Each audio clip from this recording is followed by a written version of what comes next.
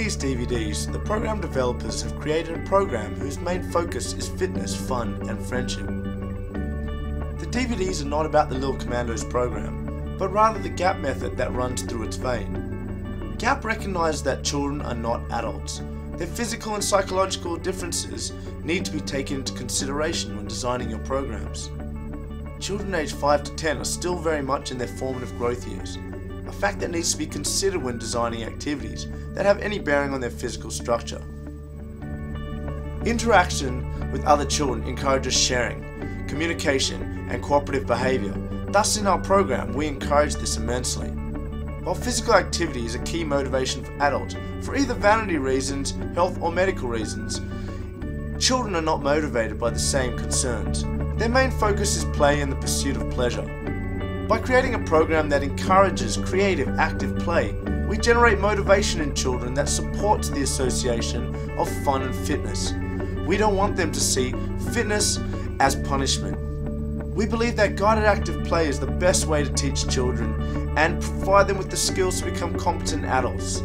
Through guided active play, we're able to help children develop their health and intelligence because we see play as exercise for the mind. Through play, we create an environment where there is no winning or losing, because it is not reality, rather play is the preparation for reality. Guided active play works to inspire children's creativity. Our constantly evolving program teaches children to embrace the surprising and the new, not resist it. We encourage their imagination rather than stifle it. Their mind is their greatest muscle, and we build it with guided active play.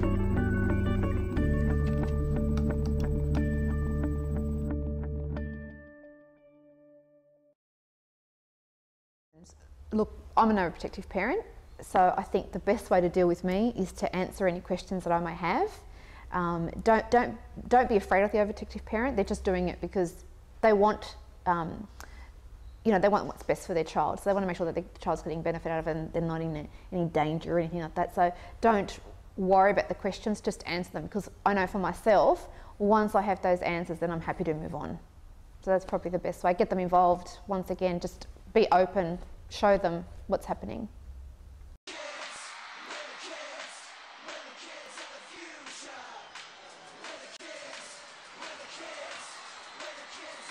The most common mistake is that kids get put into streams a bit earlier than they should be. So they start specialising at a very young age. For example, do nothing but playing soccer from the age of 5 and that's it, or swimming and that's it. In the olden days, well, you shouldn't say the olden days or way back when, kids got to play everything through the year, and in winter time you got to play a bit of soccer or a bit of rugby. In the summertime you did some running, swimming, cricket. So you didn't just do the one sport the whole time. I think that they should be exposed to lots of different things, and that way, one is that they get variety, and they also get to choose what they're better at and what they enjoy more. And so hopefully then they pick something that they like doing more than anything else. By an age like, for example, at about 13 is probably when they should start doing more of one thing than the other if they like that particular thing.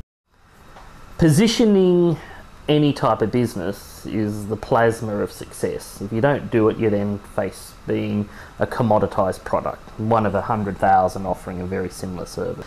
But you'll need to have a look at what everybody else is doing in the market, identify what your two drivers are. I mean, I often get people to look at drawing a map, and on one side you put one driver, and on the bottom, on the horizontal side you put another driver, and you plot what everybody else is doing in the industry.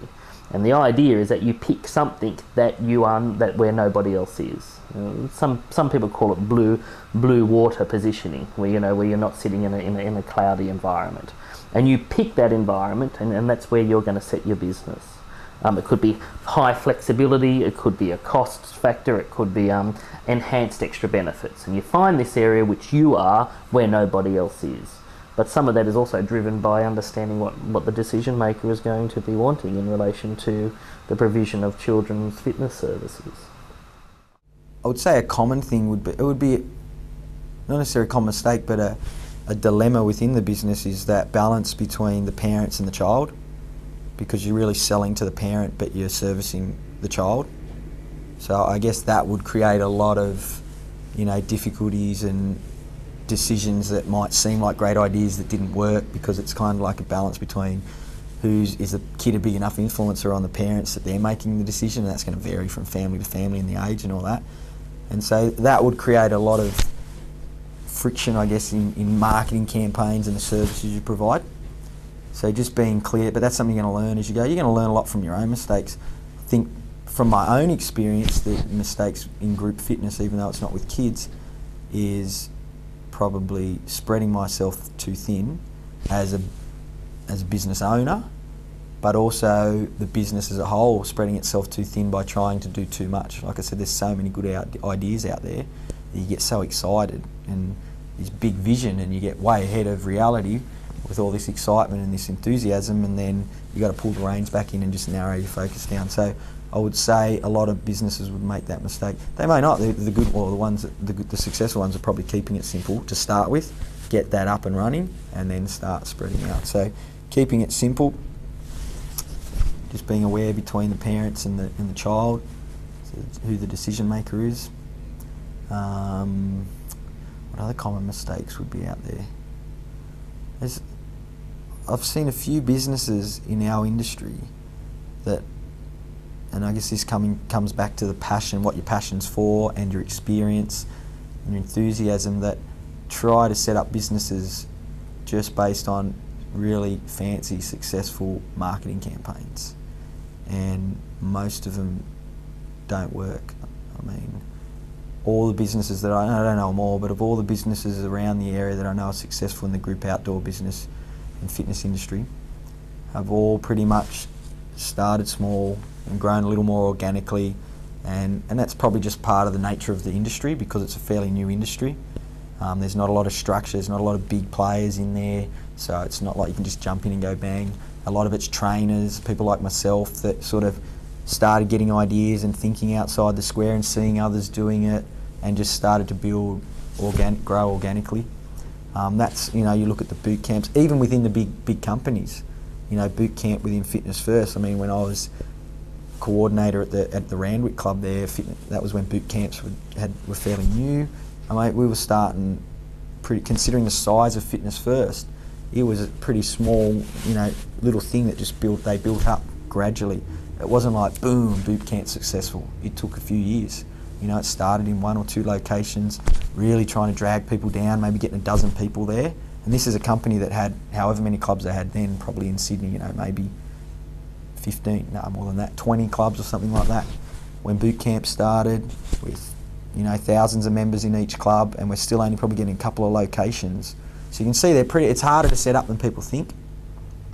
And I think a lot of it, partly because of what the industry is, but part of it being such a personal service that we provide, is that a lot of it's got to come from internal referrals and word of mouth and all those sort of things that take time.